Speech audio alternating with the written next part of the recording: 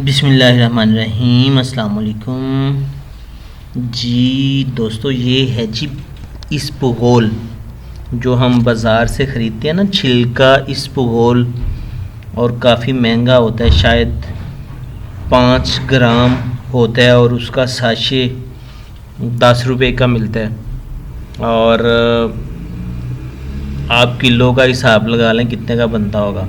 1000 ग्राम का किलो होता है, तो 1 केजी आप देखें कितने का होगा। और ये यहाँ पे खुद उगता है।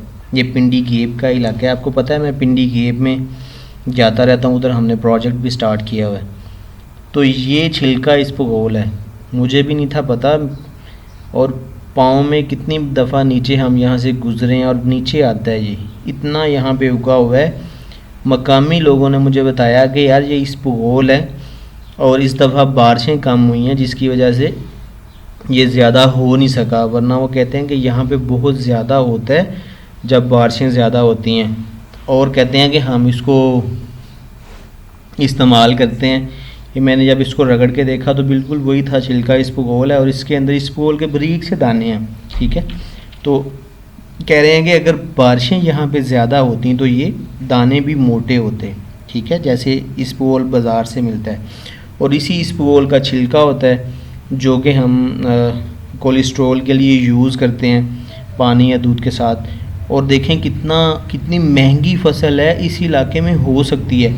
अगर खुदरू हो रहा है ना, तो इट मीन कि अगर यहाँ पे काश्तकारी की जाए तो भी यहाँ पे काश भी किया जा सकता है। तो जो लोग एग्रीकल्चर के माहिरीन हैं उनको देखना चाहिए, इस इलाके को विज़िट करना चाहिए। यहाँ पे छिलका इसबगोल और दूसरा तुख्म बलिंगा, वो भी पौधे यहाँ पे होते हैं, वो भी मैं आपको दिखाऊंगा। अब वो भी कह रहे हैं कि यहाँ पे खुदरू होते हैं और वो भी हम इस्तेमाल करते हैं।